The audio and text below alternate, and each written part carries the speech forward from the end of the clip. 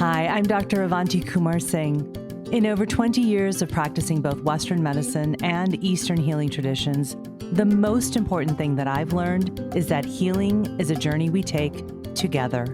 So on this podcast, I'll be demystifying Ayurveda and other integrated medicine, showing how these simple, ancient practices are the keys to unlocking a healthy modern life.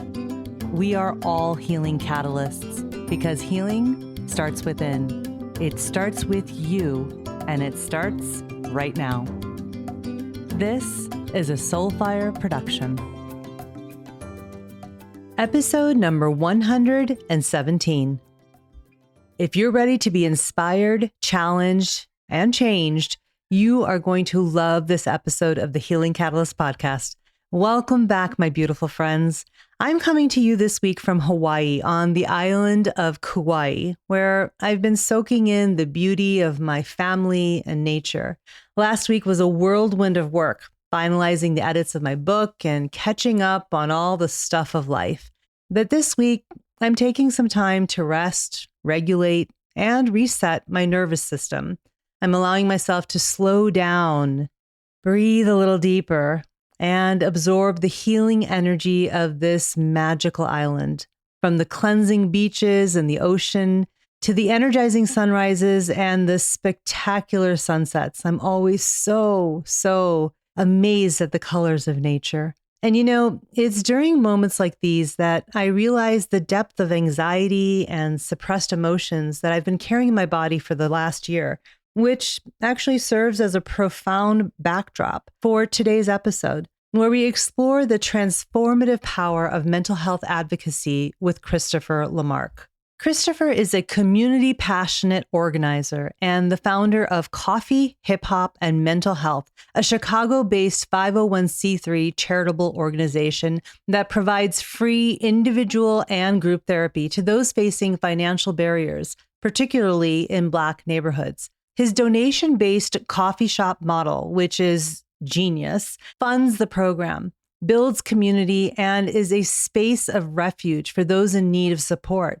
Hip hop is intentionally infused in everything that they do, from the beverage menu to the creatively curated events that they host throughout the city. Christopher's public vulnerability and integrity has led to many trusting and long-lasting relationships with the W Hotel Group, AT&T, Lululemon, the Obama Foundation, Oatly, Ben & Jerry's, Walgreens, and so many more. In our conversation, Christopher shares how he's blending the universal languages of hip hop and coffee to pave the way for open, honest conversations about therapy, healing, and mental health in the most extraordinary ways, creating safe spaces for the Black community to confront and heal from trauma. We also discuss the importance of representation in mental health, especially for Black men, and how vital it is for breaking down barriers and building bridges to understanding, empathy, and healing.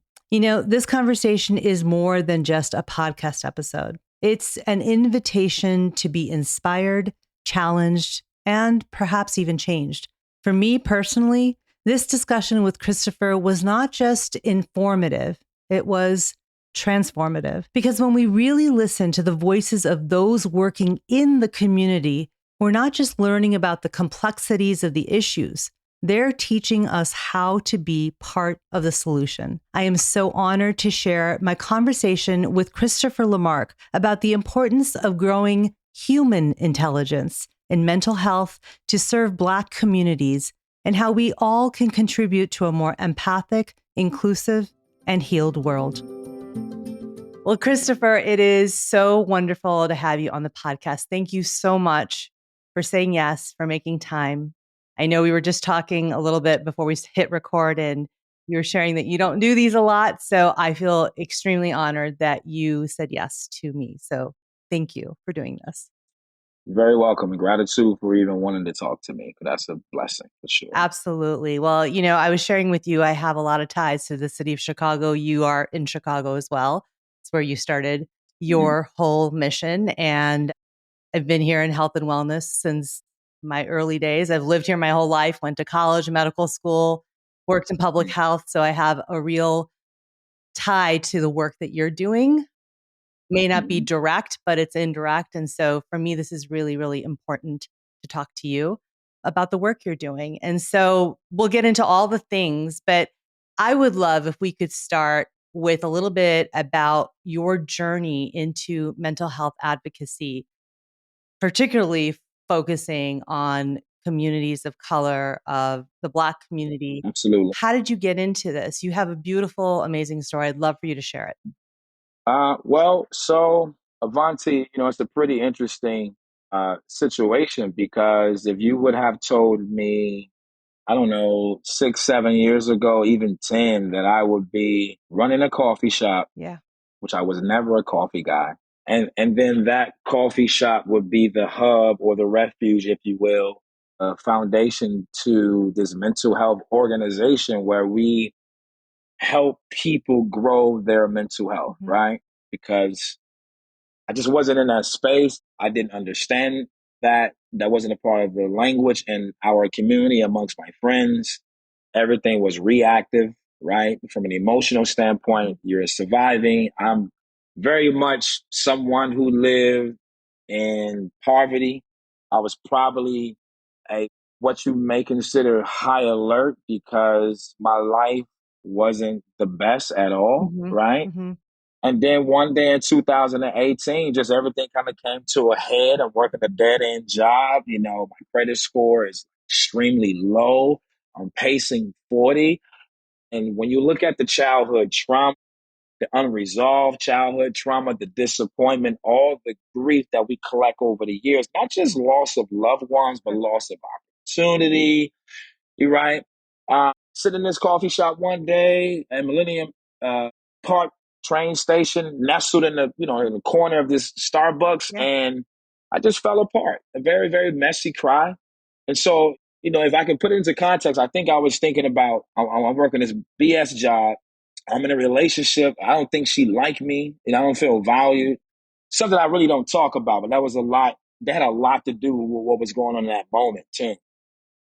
This job I'm working every day don't pay me well. I never finished school. Survivor of 3 suicide attempts. I never knew my parents. I think everything at once just hit me. And I had a very necessary messy cry. But I think the thing that was so beautiful in that moment, I realized that unlike other times, I didn't want to die in that moment. It wasn't I'm messy because the next step is to do a fourth suicide attempt, right? No, it was I understand that I want to live. I just don't know how, right? And so in that moment, I had enough agency after cleaning up, from this messy cry to take my butt to therapy. And I searched psychology today. I found my therapist within weeks. And after a few tough sessions, I went home one day after having all this language and discussion. And I wrote down 3 words that ultimately changed my life, which is coffee, hip hop, and therapy. I had to come back to it later and cross out therapy and say, that doesn't sound right. And then that's when I added mental health once I started to understand what that was. And so that was the beginning of my journey. That was the latter part of 2018. And then ultimately, I started doing the work of crafting the logo, crafting the business plan. Like, what is this going to be? And then we officially launched on July 7th, 2019. So that was my start. Wow. So it came out of a personal need. And thank you for sharing that so openly. I appreciate You're very that. welcome. It's not easy to do that. Mhm. And I think that from our personal journeys, our own stories, that's where so much of the work that we want to do in the world, it comes from that. If we can find the strength to do it, right? It's what we call in my culture, I'm South Asian, dharma, right? Our life's work, our life's purpose. For me, the work that I do in Ayurveda and yoga therapy outside of being a physician, right? I've made a change. This is my dharma, my life's work, to use that platform, to use that MD behind my name to do what I'm doing now, to educate, to advocate, right? And so what you're talking about is so, so important because it comes from a deep place of understanding and need, something that you needed, right? Absolutely. Definitely needed. And I like that you're talking about that dharma, Hmm. right? I mean, so for me, it was how do I leverage Yes. my own suicide ideation? how do I leverage the grief and the disappointment? Because for so long, the grief and the disappointment, and then the desire to kill or murder Christopher. And the reason why I'm using those words, because I know they say complete your life from, but I go a step further so I can talk very raw and openly because I realize if I had made a decision to murder Christopher, to turn my own clock off, my life is associated and attached to so many other brilliant and beautiful people who need me. Like my son wouldn't be here, you know. So I said, how do I not allow my mental illness or my PTSD, right? All these different things I was dealing with. How do I find a way to leverage all the pain to turn it into something else? And that was a very difficult thing. So when you see the logo, the 6453, which is the old childhood address, which is where everything happened, 6453 South Hermitage in the city of Chicago, 12 years of the abuse, which ultimately impacted my adult life. And the moment I started to go to therapy and I started to learn so many things, I started to have room mentally to receive new stuff. And that's what trauma does when you're stuck emotionally and you're stuck in a place where it's hard to receive anything because you don't have the agency or the capacity. There's no new strategies, there's no rationale, right? And so, like, the moment I understood what this was, I said, okay, I'm going to leverage all of these different things. And for those who are listening, like, what is he talking about? What do you mean? How can you leverage like your suicide ideation or leverage? Well, what I did, the more I hurt, go create. Like the more I'm in pain and disappointment, go create. Then that's one season. Like the next season is, as I grow, right, with more healthy coping skills, right? When I'm being provided and taught language, because most of the time people don't know how to articulate what's happening. They can't even describe what's going on, so they either avoid or in like most cultures, I think in my community I saw a lot of people replacing stuff.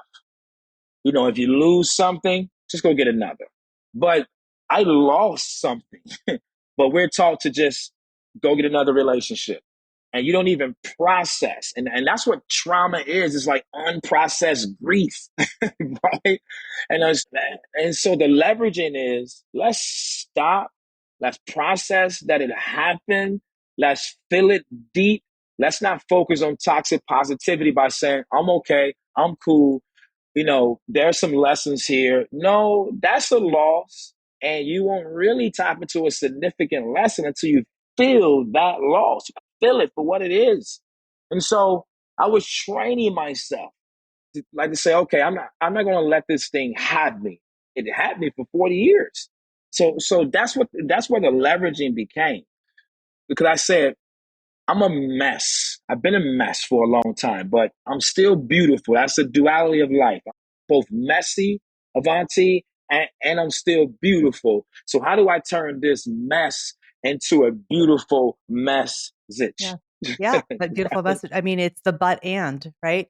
The ability to hold two truths at the same time, right? Yes. Yeah, exactly. Yeah. Yeah. And Yeah, that's most important. right.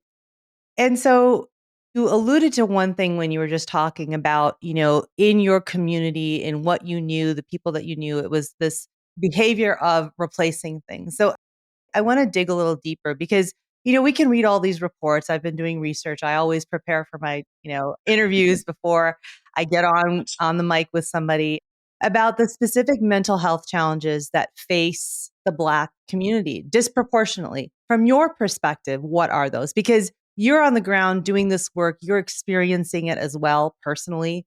Tell us about that because again, we can read it in all these, studies and reports, but let's talk about what reality is. Like what are you seeing?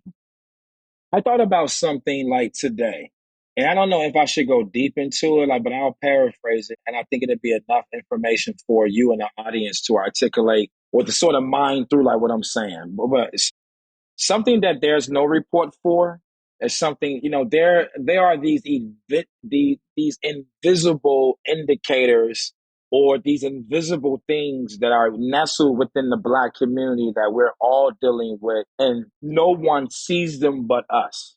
And so therefore it's hard to put a percentage to, right? Or it's hard to say that you can't diagnose what you don't see, right? So Black people for a long time have been very forgiving, and because we grew up the way we grew up from all the pain, right? So not only are we dealing with childhood trauma by the hands of the people that we grow in spaces with, but the systematic oppression and trauma, right? And so when you're told get over it, time has passed, yeah, but it's still unprocessed stuff. There's never been a resolution or a solution, right? And so this invisible thing that shows up, like whenever I see a white person, right, which is why it's hard, like for me to have white employees, white partners, right? Because while I may not be afraid of you because of what has happened, there's these invisible indicators or triggers that tell me don't let them in. And so I don't know if I'm hurting my organization or am I protecting my organization. But the fact that I have to think about that at all, that is the privilege of what we talk about with certain races. You don't have to deal with that type of stress. So that alone is something that there's no number for, we had to become very resourceful people because in which the conditions that we grew up in, right, raised from the foundation of America to the present day, right? Because I'm thinking about intergenerational trauma, community trauma, family trauma, all this stuff, right? So when I think about that, oh, what an exhausting life. And the only thing that comes close to comparing so people can understand what I'm saying is poverty. It's the only thing that can come close to from a comparison standpoint because they're almost the same because technically there's a poverty or a lack of community. That's a form of poverty, right? If you don't have proper understanding, that's a form of poverty, right? So it's not just food insecurity, not financial insecure, emotionally insecure. And so I like to talk about those things and like get people to think about the invisible stuff that you can't see and is exhausting and we cannot breathe because you don't get it because you said, oh, it's over. It's a new day. You're free. No, because systematically, like when I walk down the street, if I have a coffee hip hop and mental health logo on and you know what that is, you treat me with respect. But if I don't have that on and you just see a Black man walking, I see how you react to it. That is one of the things. And so I said this when I was thinking about Kanye West, and I don't never agree with what anybody says wholeheartedly because we don't agree, right? There's perspective, how you grew up. I don't know your situation, so I don't agree with everything what everybody says. But the one thing I thought about was, man, Black people are so forgiving. We had to be a forgiving people to even live in this country and go to work every day very confident. But man, no one really forgives us.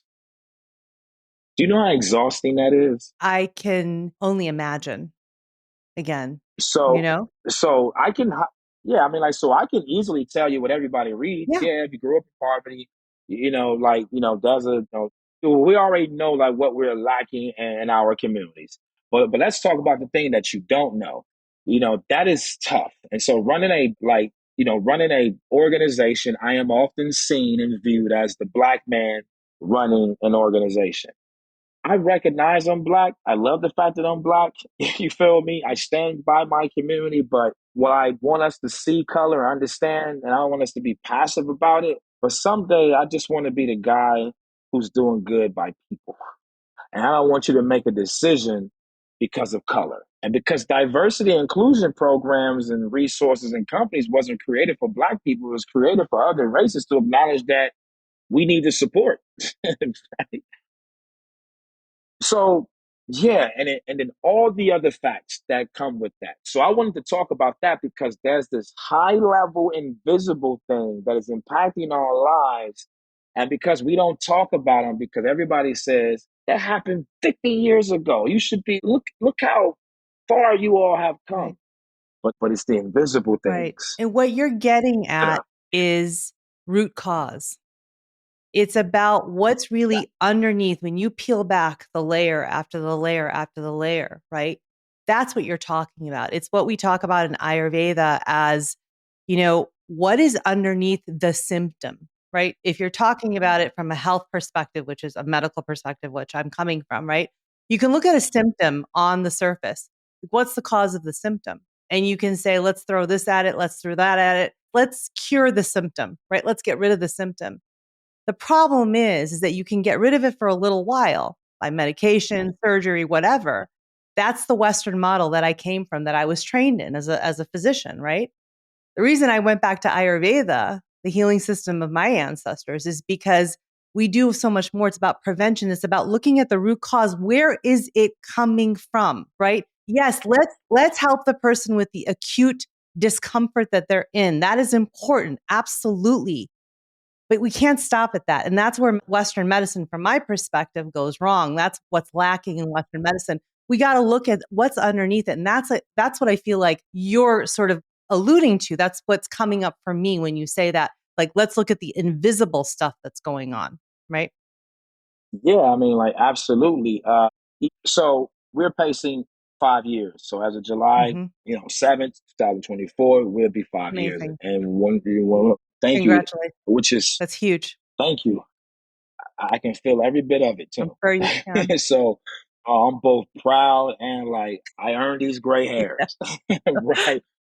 Uh, well, when I started free, like the therapy program in 2021, January, up until present day, when we closed the fourth quarter of like last year, I was sitting back with this $67,000 debt, and I'm looking at how we were attempting every year to spend $250,000 on free therapy, and then at the end of that, I said, "This isn't sustainable for us to be assuming the debt." And I learned in my own therapy journey because as much as I was building this organization, I was also in real time still going to therapy. It wasn't like I went to therapy and said, okay, 3 years later, after having all this work, I'm gonna go do this thing. No, I was doing it in real time. So I was very much, in my first stages, right? Trying to build something for other people in the midst of COVID. So it was very problematic to do what I was doing. It was a risk. It was a huge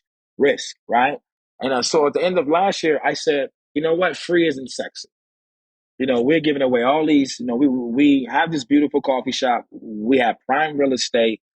The model makes sense, but when you look at from infrastructure sustainability, can we be around another 5 or 10 years? Free isn't sexy. Free doesn't actually track donors who understand in order for you to sustain, if you're just giving the house away, I understand the intention, but if you're just giving the house away, I don't know if I should seed into that because you're always going to need money. We need to empower you financially so you can find a way to increase, your internal system so you can make more money based upon what we're sending to you, right? So we need to see like a better model, or right. And so I was like, okay, free isn't sexy, Avanti, because most people don't respect free, right? So I was watching how we was going from 43% to 57% from a success rate, and I was like, what is the problem? Oh, okay, here's the problem. Money isn't the only issue. That isn't the only barrier in the Black community, or anybody who's uh, coming. Some people need a massage. Some people need a job. Some people need food. Talk therapy isn't the only form of therapy. So when we look at our campaign, so we're coffee, hip hop, and mental health, and our goal is to normalize therapy, right? How are we going to do that? Well, food is therapy. Community is therapy. Proper clothing, water, the basic needs of life, that's therapy. So we started to look and say, okay, let's pull it back. Let's stop all these programs. Let's stop paying for people to go to therapy. We did it for 3 years. We have nothing to prove. We said everything that we did everything we said that we were going to do. So we don't have nothing to prove. So let's stop. Let's look at our expenses and let's say, well, the coffee shop can't go away. So if we continue to put ourselves in debt, then we're gonna lose this whole thing. So let's be smart here. Let's be smart. Let's step back, talk to my mentors, talk to my team. Here's the answer. We're going to create normalizedtherapy.com. We're going to release it on May 1st. Let's go back to the original plan, turn the cafe into Normalized Therapy Cafe. Let's make a more zenful wellness space. Let's turn into an upscale boutique. Let's go back to what the plan was, community and commerce. Let's do this thing different. Let's make money because every nonprofit has to have profit, right? But we understand that the barriers, grief, this unprocessed grief, disappointment. I feel vulnerable today, but I don't feel vulnerable tomorrow because I'm protective, survivor mode. Even me going to get surgery for my ruptured Achilles taught me something very valuable. The doctor or the surgeon who would do the surgery was in my therapy program like before he even started doing surgery because not because he didn't have the money. That's the stigma. I don't really know how to do this. So I said, you know what? It's not just money. It's not just black people. It's any human being who has lived this life long enough is going to have some heartbreak and disappointment. So how do we help them navigate this life? Let's go back. It's basic needs, Avanti, versus advanced needs. And you're not and technically therapy is a basic need, but I'm looking at more high level. Are you going to have the bandwidth to sit in a one-on-one every week if you don't have food? So let's go back to man's law hierarchy needs and let's really look at this thing, right? I mean, because what are the barriers? Why are you stressed out? Oh, you don't need talk therapy, figure it out. You probably need a mentor, right? Or maybe you're working 60 hours a week. So, it's looking at humanity 101. What do we need on a daily basis to figure this thing out? And so I know that was a mouthful, but I'm trying to get you to understand that as a nonprofit doing this type of work, you have to like always look at your plan and your mission and say, I think we gotta be a little flexible in this. And we gotta really, really see what's happening because if we're gonna be around for the next 5 years, then we have to like stop being so mission minded that we're not leaning into more thoughtful intention and wisdom. Right. And what And really, yeah, yeah. what you're talking about is actually really looking at what is it that people really need? What's again, looking underneath, what's really the root cause, right? To Hmm. to say that we need to give therapy, which is a beautiful thing, and I absolutely agree with you that most human beings, when they've lived long enough, or even if they haven't, everyone experiences trauma in some way, right? But looking at what's going Absolutely. on underneath. And so, one of my questions was to you, what do you think, some of the most significant barriers are to mental health in any community, but especially the Black community? You just actually answer the question, which is all of these things. Yep. And shame. Big one. Shame and embarrassment are, yeah, Right. man, shame and embarrassment is something that I see in every community, right? And like the beautiful thing is, Avanti, is when you have a beautiful space that we have, where we have our collective community come in a room. There's a single mom, there's the family man and woman, there's the corporate person, the doctor, the athlete, the teenager, and they're all in one room. And what they have in common is, I like that song. I know what it's like to be in love. I know what it's like to be crushed, broken, and embarrassed. Oh wow, we feel the same stuff. Yeah, because when you live this life long enough, you're going to be embarrassed by something. You're going to be crushed by something. And those are the little bitty barriers that we don't really know that will become the bigger thing because we're taught to just get Yeah.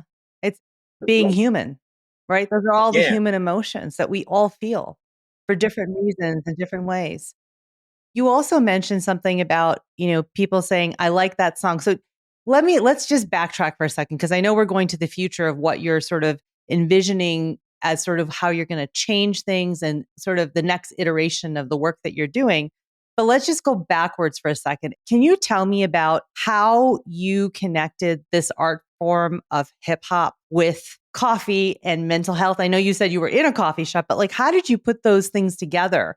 And why do you think Yeah. they're so effective? Yeah. I mean, a lot of people don't know this, but if you look Christopher LeMark on like iTunes or any musical platform, I mean, I spent the last 20 some odd years like performing, hip hop music. I'm a poet first and foremost. I did those things and, I thought, and that was one of the disappointments in that coffee shop. Like, man, I never became this performing artist like I thought I would, right? So there's some disappointment there. And so like when you look at coffee, it was it was been in this coffee shop that no one bothered me. It was no bias, no judgment. I had the space to just sit here and be messy and clean myself up, and then have this realization to go to therapy. But the reason why hip hop is there is because hip hop to me is just as important to the black community as the civil rights, like the Black Panther Party movement, when like the Black Power movement, right? When you look at what's going on in like culture, from the civil rights perspective, like the next thing that was very prominent to us was the hip hop community. We were taught so much. You can talk about all the problematic stuff that comes with hip hop, but hip hop was the way that we talked about the AIDS epidemic. We talked about, the stuff that we were going through. We was informing like all these other communities about what was happening in our area with the drugs and things of that nature. So that's why it was polarizing to people, because it was like, wow, for real? that, because when you tell someone a story that they cannot relate to, that becomes an interest point or entertainment. But more than anything, hip hop is a bridge.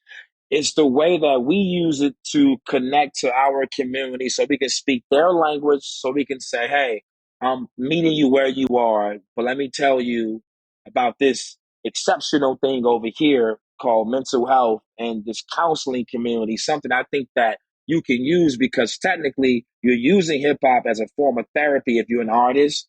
But if you're a listener, listening to these poetry, and because you got to think about it, hip hop has parented our community. That's some people that didn't have a father that stands by everything Jay-Z has said. So it's the bridge. It's how we bridge a gap between the community and the mental health space, right? And then being someone that use hip hop as a way to diary my own journey, it's the thing that helped me not want to kill myself, because I can go back to hip hop and write out my pain. It was my first form of therapy. It was so many people's first form of therapy, because we trusted that art form and the orators of that more so than the white guy that we would see on TV sitting across the couch. You don't relate, you don't understand, and why I don't fear you, I don't trust you. So this is my comfort zone here. Right. And so, how did you use hip hop as a way to connect with people? I mean, I understand what you're talking about. Music is such a powerful connector to Yeah. people, and it's poetry and it's oral history and storytelling. All of that is embedded in hip hop. How did you use it? You put a bunch of people in a room, like I said earlier, you got all those different people in the room, but you play like 808s and Heartbreak. You play the blueprint. You go through like Stillmatic or Illmatic. You go through any of those hip hop records. You play those different songs just off one verse alone. You can talk about. I mean, first of all, storytelling is super powerful. Like, because when anyone's telling their story, you give people permission to tell their story. But what if the person in the song is talking about something that reminds you of the old school neighborhood? We could take that one song and build a whole conversation about love, grief, violence. And now you're going to start hearing everybody's story. And then know what that does? It makes the therapy space, the group therapy space, and our space much more easy. And it's like, oh man, I remember what happened back then. And then again, if you play a song that's talking about love and relationship, music is the only thing that doesn't ask for permission to insert in our lives.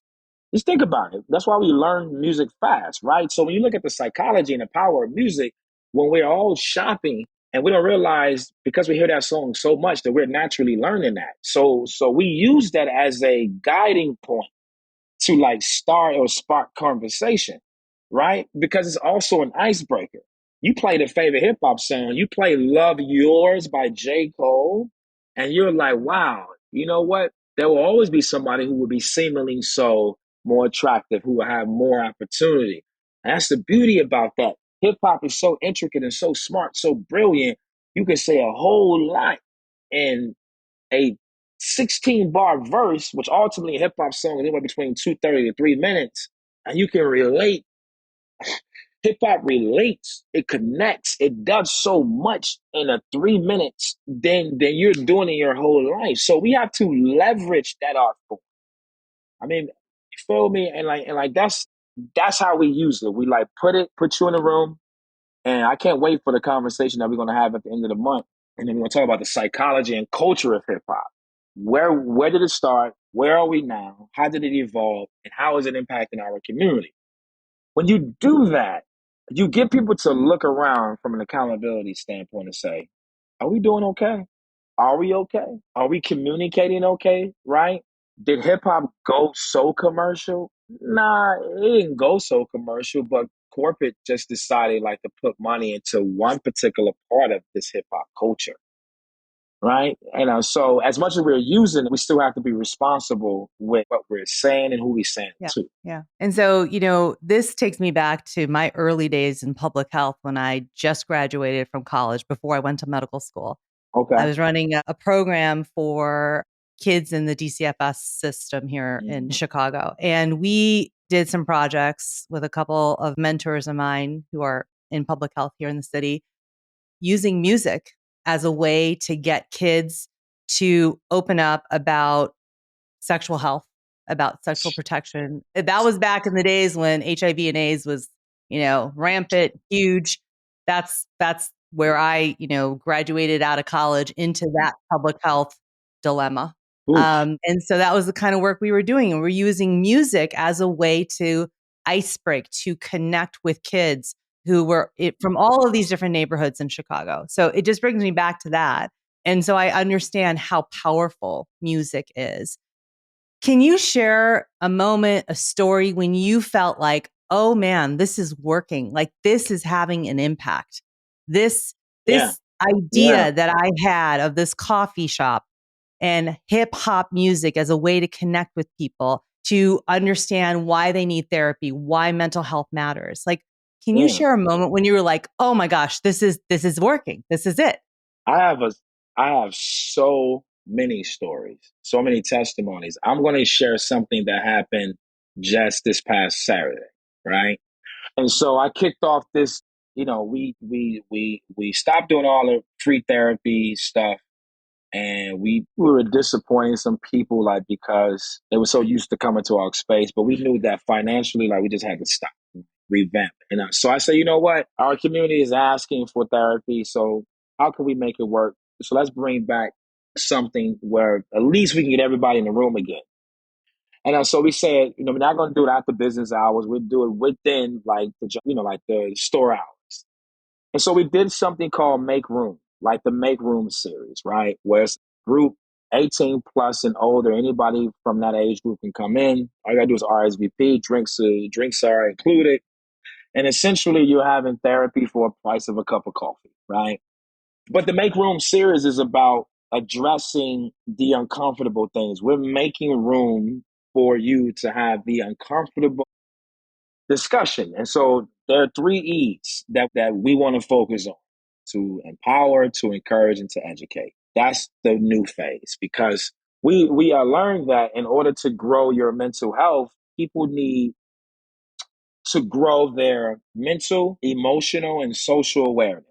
And the only way you can do that is by tapping into, we got to feed the HI, not AI, but, you need more human intelligence, right? And so Make Room is about educating people. So it's like church, group therapy, and school, psych 101.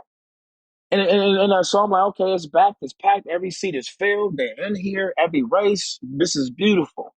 I'm not gonna go too much just because I want to protect like the people in that room. But I'll tell you this: there's a group that came from Milwaukee.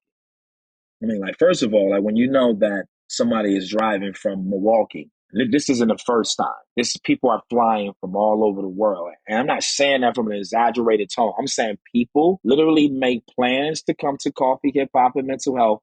And while they're in Chicago, they do a list of things. But what was top on that list was just to walk physically inside of coffee, hip hop, and mental health because they saw it online, they follow our community, and they want to come. And so, like, when you have somebody who is coming already traveling to us from Milwaukee, and then you bring your friends or your family and you say they need help. So, what's not happening in Milwaukee that's happening here in Chicago that forces you to drive here, right? We held a space for somebody to literally say to us very openly, in the most painful way. I don't know what to do. It's high alert. I'm scared, but I need you. You, while that may not sound like the most biggest thing, you don't understand. When someone feels that comfortable to say, I don't know what to do, I need help, and you traveled an hour plus and you found confidence saying that, and now we naturally become your accountability partner and say, hey, give me your number. And that's something I normally don't do. But when you see that, you have to say, okay, this is time for a different step of, work, right? And that was a man. And it is happening more and more. Women are naturally vocal, right? So 74.9% of our audience online, women, and the other are men.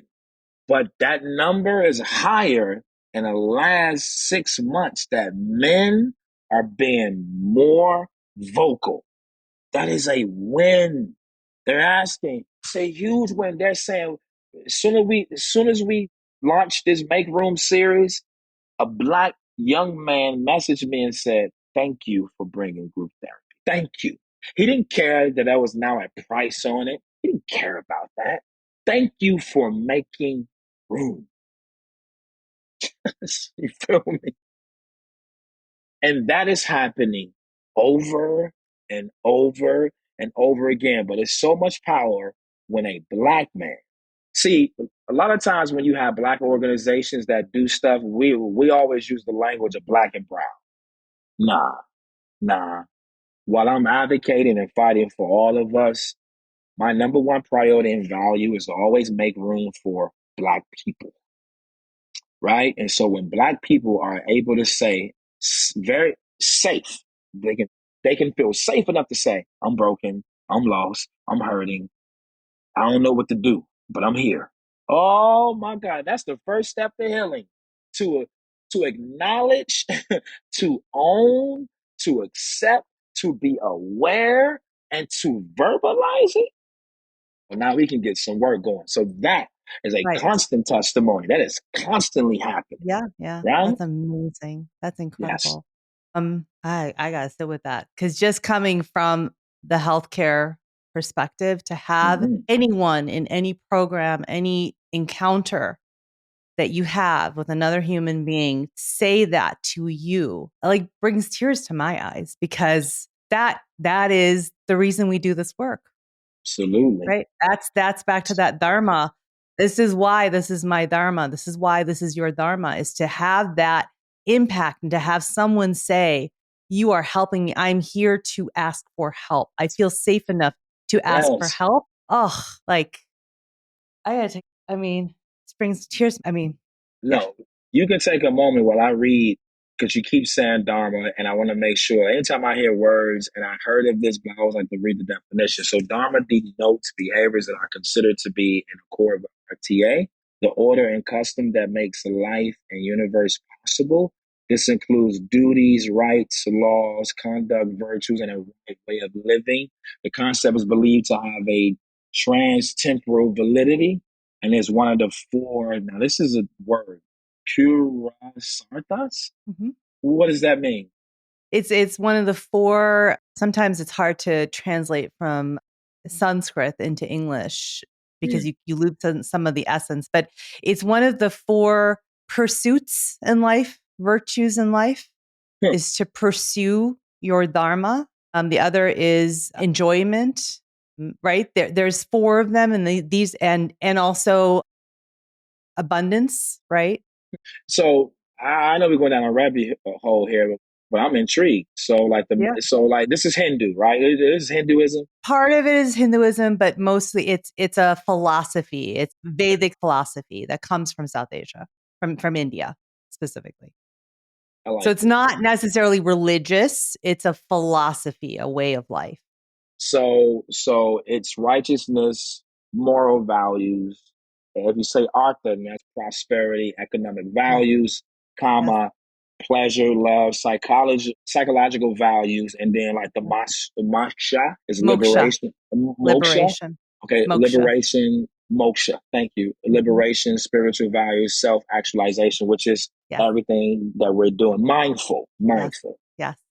I Yes. like this. I really do like Yeah. this. Yeah. So what you're talking about when you talk about, again, the story that you just shared. So thank you for doing that. You're very welcome, ma'am. It is the reason that so much of what I do, so much of what I'm hearing you do, that's the reason we do what we do, to provide that connection to other human beings, to help them on their journey in life. Mhm. So let me ask you this.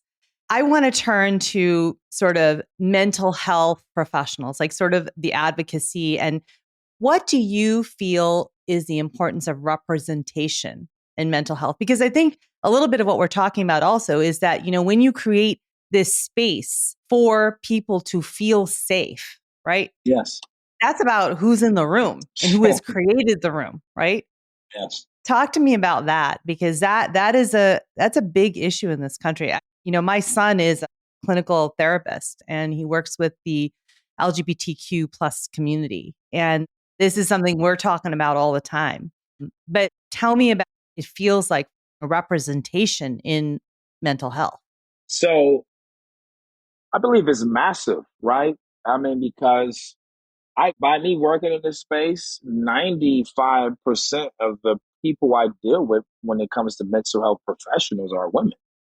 In some cases, that may be 97%, like, because it's just a very small percentage of men who are in this space. And so, and then when you look at that, then that percentage is a lot lower when you think about men of color, right? And so like when you have like someone like myself who is not a psychologist, who studies psychology, but very much a person who lived a trauma, filled life. So now I'm able to give a perspective that, or share a perspective that most people in this space cannot share.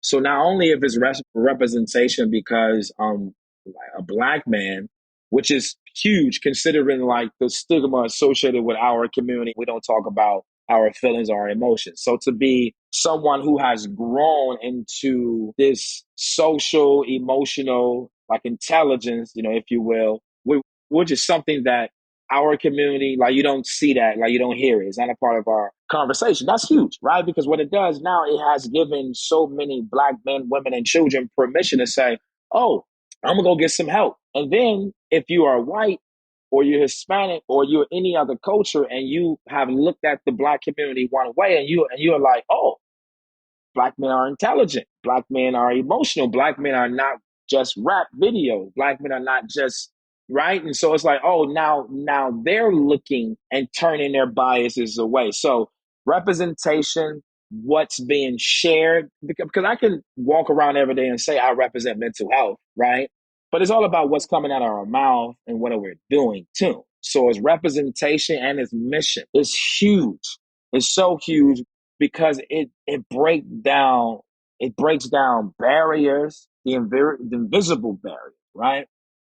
It opens up for more dialogue about maybe we saw this wrong, right? Because I'm going to talk about what happens in the workplace and how tough it is to work in corporate America. I'm going to talk about how tough it is to go to school and to be looked at, right? I'm going to talk about how segregation probably wasn't the best thing for the black community. It was probably, like Martin Luther King said, that's never really talked about how he thought, oh man, I don't think that was the right thing, right? And so I'm going to talk about social and economic struggles. I'm going to take you inside of what it's like to be a black man, both who's been abused by his own family, who's been abused by community, who's been abused by this system of oppression. That level of representation does so much. It says, oh, I'm understanding that it's a root that's much deeper than what we imagine, because I just been throwing little things at them thinking that that's going to cure them, and it's not. We have to find a way to really help them. So that's why I tell people, hey, stop calling me to do these different things so you can check off the list of Black History Month. Stop calling me and stop asking me to do stuff like that if you're not empowering us. And I'm not just asking for money. I'm saying ask us what we need. Sit us in a room. And if you really want to like shine a light on us as Black people, don't call me during Juneteenth. Don't call me during Black History Month. Call me on a random Tuesday and say, what do you need? how can we help or how can we partner? Because what you represent, if I empower you, I may not feel comfortable coming from the north side like to the south side, right? But if I empower you, then you can go and build your community. Because I'm gonna walk in there like with my biases, my good deed is gonna be temporary. But if I empower you, you're gonna have more capacity, right? So representation is super important because what it does most, Avanti, it gives other black men, women, and children who look like me, who talk like me, who walk like me, who have gone through or going through like what I'm going through. Man, he made it. He did that. He decided to live today. Oh, so representation is powerful. And it's different.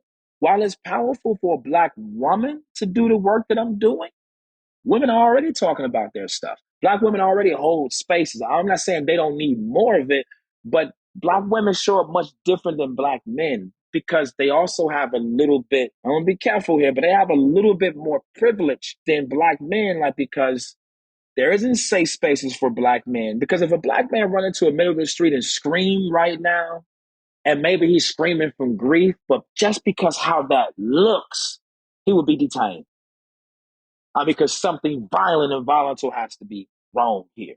But if a black woman, just because of the way we socialize, we have been socialized as black people, right?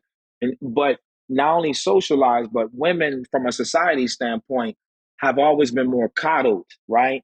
And it's like, let's protect her.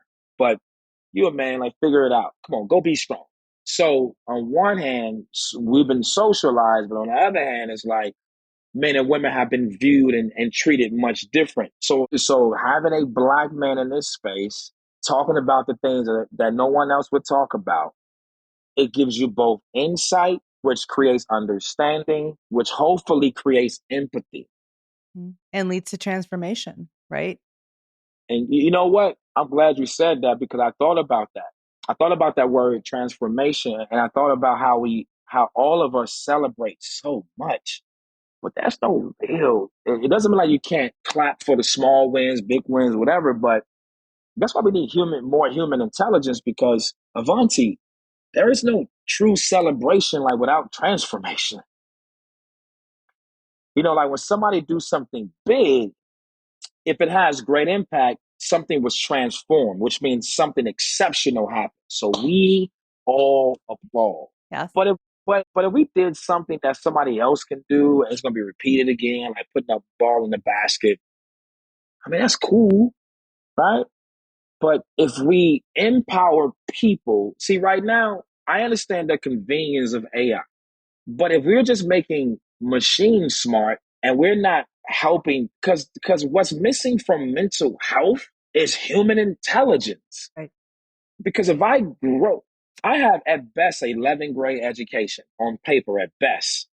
But I know a lot of stuff, not because I just look at headlines all day. I read, I study. I study to show myself approved, right? But that's also why I'm able to like live a little better today.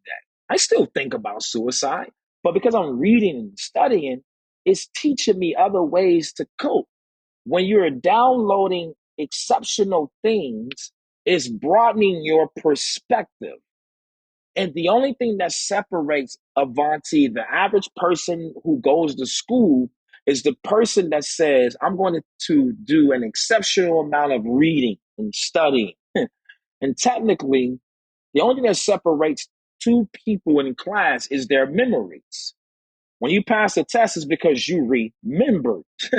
It's not so much about formula, like while the formula is important, but in most cases it's just having a great memory. And you can't have a great memory if you're filled with so much trauma and chaos. And so that's why we have to grow our human intelligence so we can be more rational.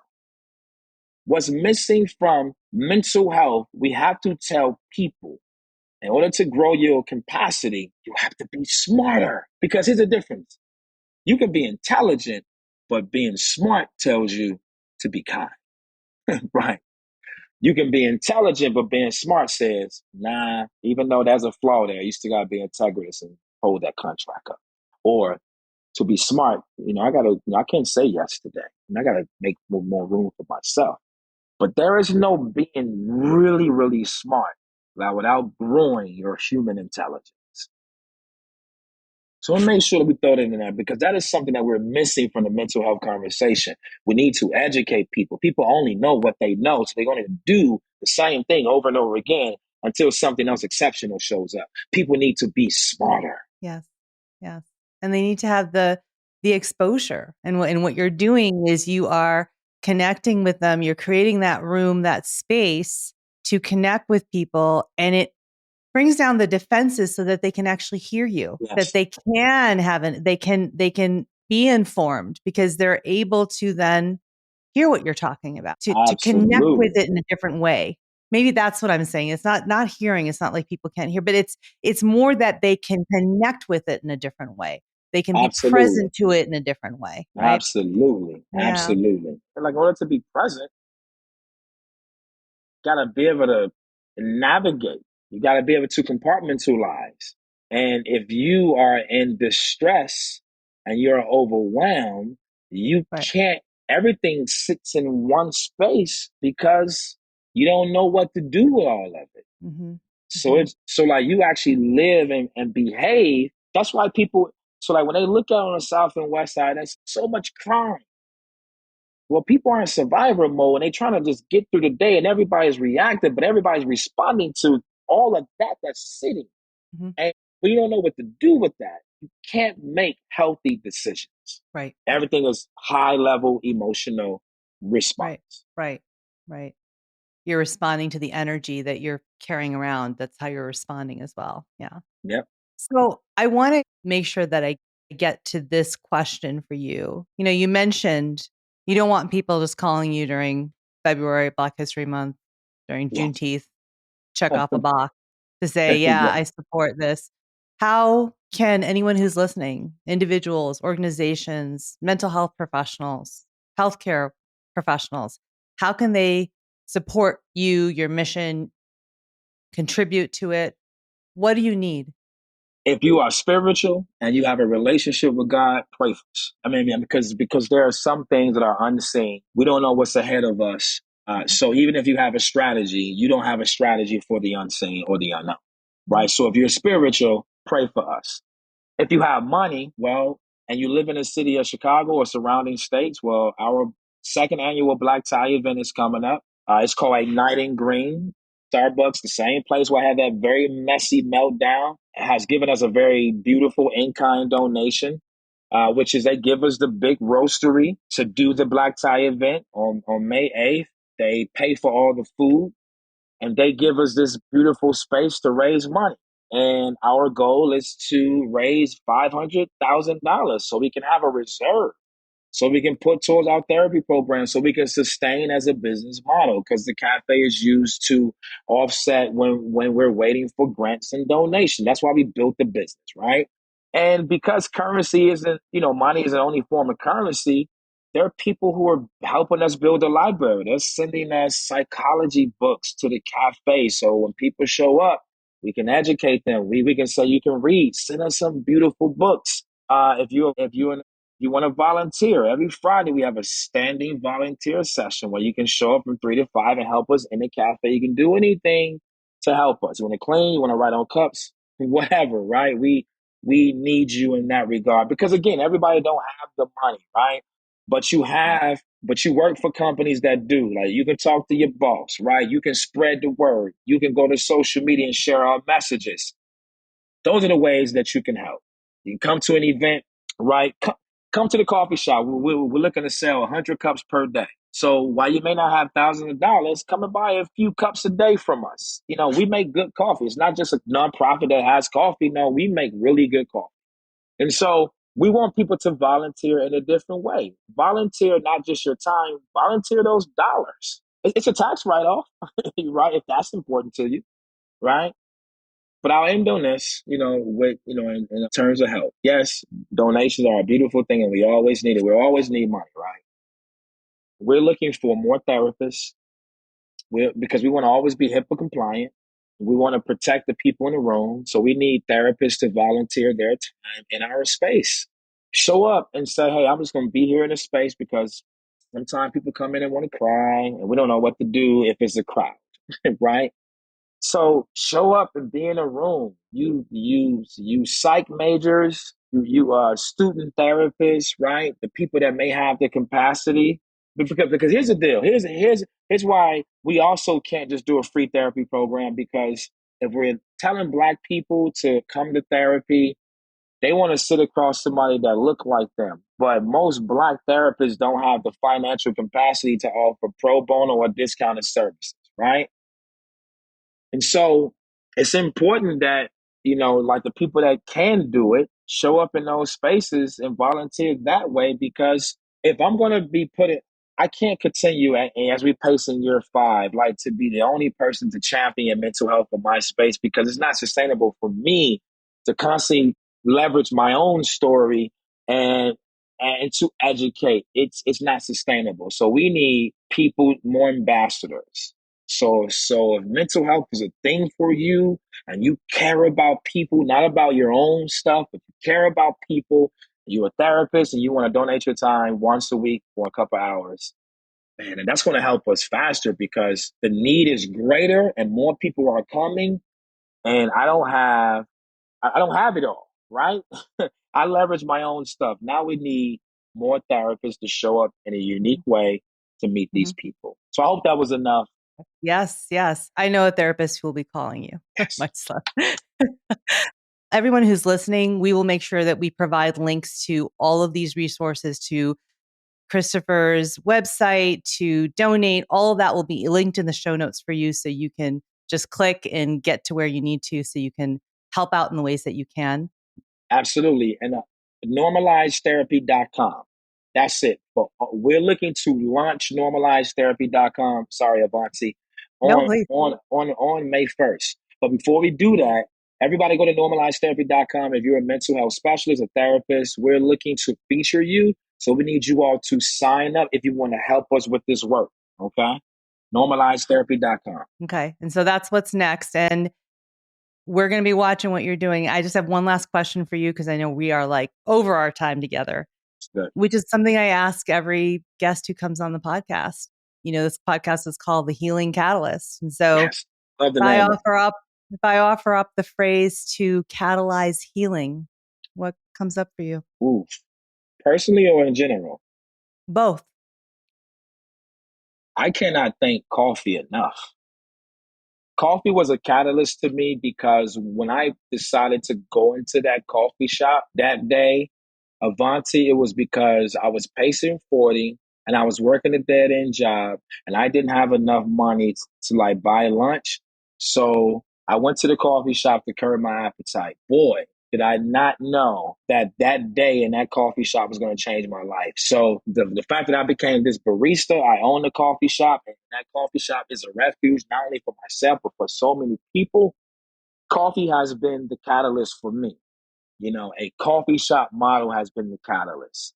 And like the other thing that I will also want to talk about is probably, which is most significant outside of coffee, is all the people along the way of Bonte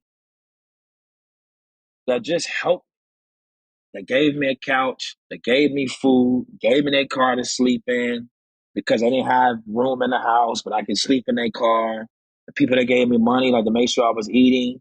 All those people are directly responsible for what I'm doing now because there is no pay it forward model without all those people paying it forward to me because they carried me. They got me here. And so now, while I may not be able to thank all of them, because some of them I lost touch, I don't know who they are anymore. I grew up. So as a tribute to all of them, this company exists. Coffee and all the people along the way that said, I'm going to help you in this season. They ultimately helped me heal in so many ways in one. So I dedicate everything to them. So if you're listening, thank you. Thank you very much for helping. Um, I'm speechless. Christopher, thank you. I'm nearly Thank in you. tears. I just am really moved by your story by what you're doing. You're very Thank welcome. you. Thank Thank you. you. And thank you. Thank you for being on my podcast. Absolutely. Like I'll do it again. I would love to do it live. Let's do it live at the Let's shop. do it live. Yeah, Let's I do mean, it. mean, so thank you for the opportunity because I don't know the people that you know, right? And so that's why I'm very grateful, for the opportunity because I get to share my story that helps other people because there's somebody sitting at a desk right now who seems to look good on the outside that just don't know what to do, and this is going to help them go another day. Yeah. You know, Well, so I appreciate you because you are a catalyst for so many people. You smart, beautiful, brilliant woman. thank, Okay. So I thank honor you. you today and I thank Thank you. you. And let's stay in a space of gratitude. Fair Yeah. enough? Yes. Thank you. Thank Very you. welcome. Thanks again for listening to The Healing Catalyst. If you love what you heard, please hit follow and pass it along to a friend. And if you're feeling really inspired, please rate and review so that others can find this podcast more easily. To learn more, head to avantikumarsingh.com. And to connect with me directly, find me on Instagram at avantikumarsingh. I'll be back next week and hope that you will be too. Until then, remember, with the right catalyst, you have the power to activate your own healing because healing starts within.